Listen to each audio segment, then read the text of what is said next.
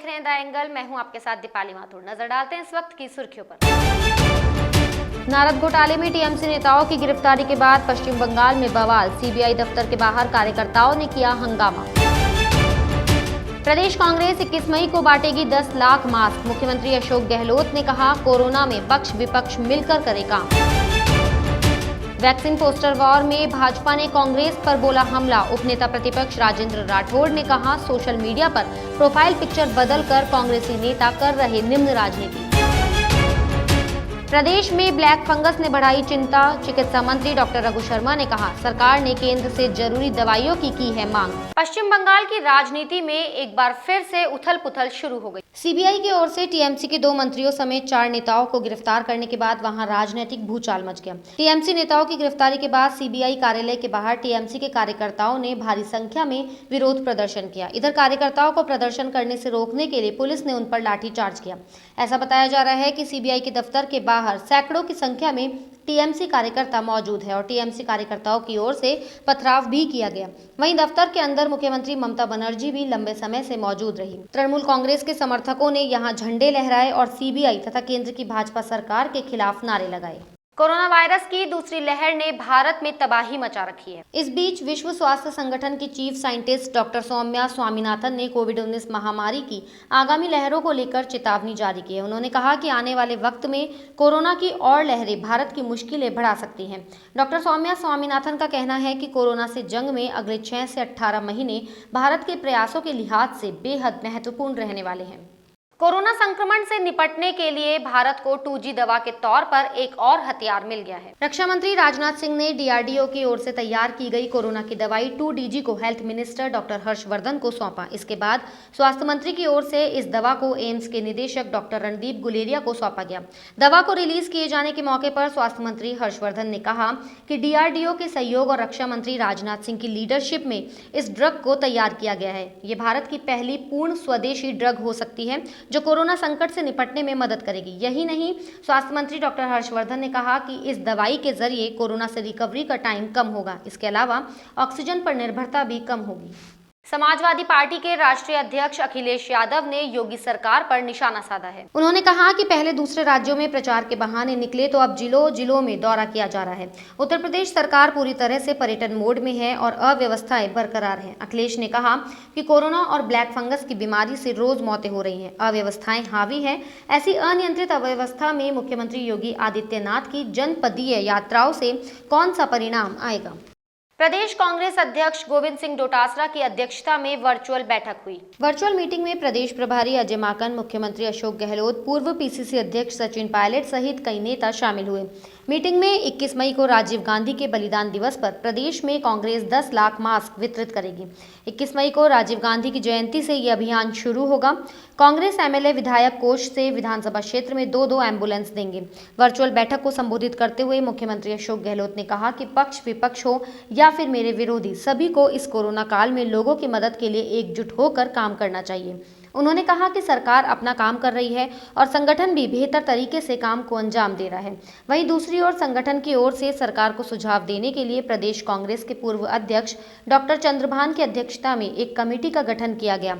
वहीं 19 मई को फिर वर्चुअल बैठक बुलाई गई है। देश के बाहर भेजी गई वैक्सीन पर अब दिल्ली के बाद राजस्थान में भी सियासत तेज हो गई है। वैक्सीन पोस्टर वॉर में राजस्थान कांग्रेस नेताओं के कूदने के बाद अब बीजेपी नेताओं ने भी कांग्रेस पर हमला बोला है। उपनेता प्रतिपक्ष राजेंद्र राठौड़ ने आरोप लगाया है कि सोशल मीडिया पर प्रोफाइल पिक्चर बदलकर कांग्रेसी नेता निम्न स्तर की राजनीति का प्रदर्शन कर रहे हैं। उन्होंने नसीहत देते हुए कहा कि कांग्रेसी नेताओं को ये नहीं भूलना चाहिए कि पीएम मोदी के कुशल नेतृत्व में ही भारत ने सबसे पहले वैक्सीन इजाद कर दुनिया के सबसे बड़े टीकाकरण अभियान की शुरुआत की है। वहीं प्रदेश मुख्य प्रवक्ता रामलाल शर्मा ने जवाब देते हुए कांग्रेस नेताओं से कहा कि ये राजनीति करने का वक्त नहीं, इंसान और इंसानियत को बचाने का वक्त है। कांग्रेस की इस राजनीति को देश की जनता अच्छी तरीके से देख रही है। चिकित्सा मंत्री रघु शर्मा ने कहा कि ब्लैक फंगस के केसेस पूरे देश में आ रहे हैं। राजस्थान में भी इस तरह के मामले आ रहे हैं। उन्होंने कहा कि इस बीमारी के इलाज के लिए एसएमएस अस्पताल में एक यूनिट खोली गई है।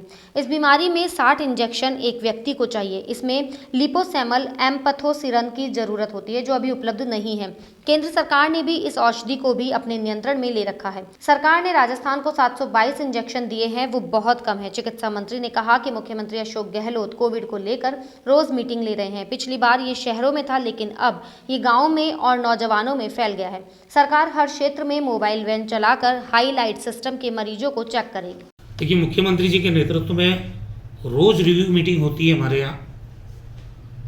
पिछले दौर में ये इन्फेक्शन कोविड का ये गांव में नहीं फैला था, यंग जनरेशन में भी नहीं आया था। अब के पूरे गांव प्रभावित है, नौजवान पीढ़ी प्रभावित है, मृत्यु भी ज़्यादा हो रही है वहाँ से।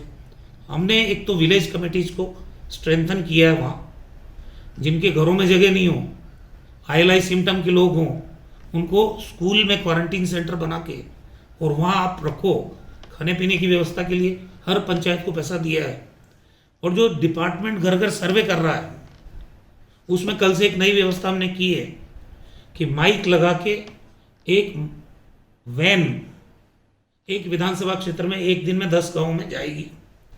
पहले हम एंटीजन टेस्ट नहीं कर रहे थे क्योंकि विश्वसनीयता आरटीपीसीआर की ज़्यादा है, लेकिन अब जब ग्रामीण क्षेत्रों में ज़्यादा फैल गया तो तत्काल आदमी को ये पता करने के लिए कि पॉजिटिव है या ये नेगेटिव है, हमने एंटीजन टेस्ट भी परमिट किए हैं। तो हमारी जो वैन जाएगी उसमें 2 तरह की व्यवस्था होगी, एंटीजन टेस्ट की व्यवस्था होगी और सैंपल कलेक्शन आरटीपीसीआर के लिए वो भी व्यवस्था होगी। विश्व स्वास्थ्य संगठन की जयपुर इकाई ने चिकित्सा मंत्री डॉक्टर रघु शर्मा के राजकीय आवास पर 100 ऑक्सीजन कंसंट्रेटर भेंट किए। डॉक्टर शर्मा ने बताया कि प्रदेश में ऑक्सीजन की कमी को दूर करने के लिए राज्य सरकार के स्तर पर हर संभव प्रयास किए जा रहे हैं।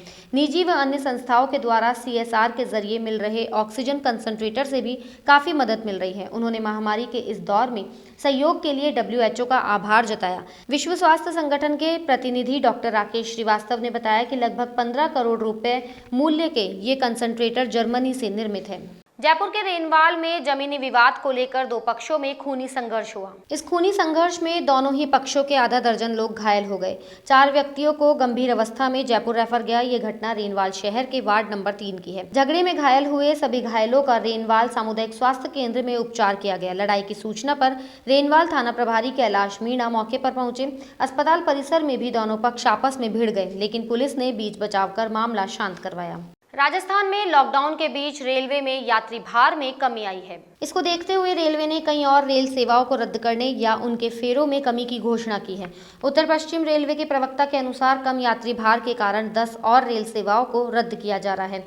इनमें Jodhpur Delhi Sarai Rohilla special train, Jodhpur Indore special train, Jodhpur Barmer special, Jodhpur Bilara special व श्रीगंगानगर अंबाला स्पेशल ट्रेन शामिल है, जो 19 मई से आगामी आदेश तक रद्द रहेंगी। जोबनेर के निकट आसलपुर में कोर कमेटी की बैठक का आयोजन हुआ। ये बैठक PEEO रामनारायण की अध्यक्षता और सरपंच सरला कुमावत के आतिथ्य में हुई। बैठक में राज्य सरकार की गाइडलाइन की पालना सुनिश्चित करवाने को लेकर चर्चा की गई। इसमें संक्रमित लोगों को पूर्ण रूप से होम आइसोलेट किया जाना, गांव में सैनिटाइजेशन सहित चिकित्सक टीम के द्वारा पूर्ण सावधानी के साथ सर्व करवाना सहित कई मुद्दों पर चर्चा की गई।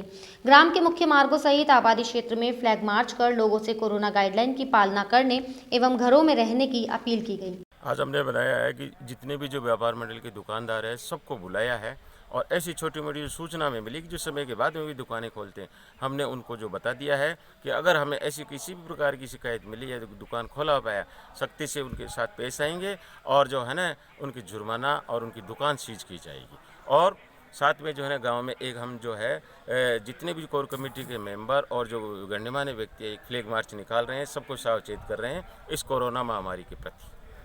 पंचायत प्रशासन के द्वारा भी आपका सहयोग किया जा रहा है? हाँ, सरपंच साहब का भी सहयोग मिल रहा है और इनके कार्मिकों के द्वारा, और गांव को सैनिटाइज भी हमने करवाया है पंचायत के थ्रू ही, और उनका सहयोग भी लिया है। गांव में जो है अनाउंस भी जो है ना पंचायत के थ्रू हमने करवाया। देखिए, वर्तमान में जो है पंचायत प्रशासन की तरफ से अपने गांव को लेकर के और वहाँ की जनता को लेकर के काफ़ी प्रयास किए गए हैं। जैसे सैनिटाइजेशन का कार्य यहाँ लगभग पूर्ण हो चुका है। 1 या 2 ढाणी बची हैं, बाकी सब जगह एक बार के लिए सैनिटाइजेशन हो गया है। उसके अलावा यहाँ मास्क वगैरह का वितरण वगैरह ये सब कर चुके हैं हम। उसके बाद जो हमने कल ही से शुरू किया है कि कुछ अगर गरीब लोग हैं तो उनके लिए हमने राशन की व्यवस्था करनी शुरू की है। लगभग 150 से 200 के लगभग किट हमने कल के दिन में बांट दिए हैं। और जिन लोगों को ज़्यादा आवश्यकता है, जो अपनी 2 टाइम की रोटी के लिए भी बिल्कुल एक निर्भर कर रहे हैं, ऐसे लोगों को हमने राशन बांटने की व्यवस्था की है। बुलेटिन में फिलहाल इतना ही। अगर आपको हमारा वीडियो पसंद आया हो तो हमारे चैनल को लाइक, शेयर और सब्सक्राइब जरूर करें।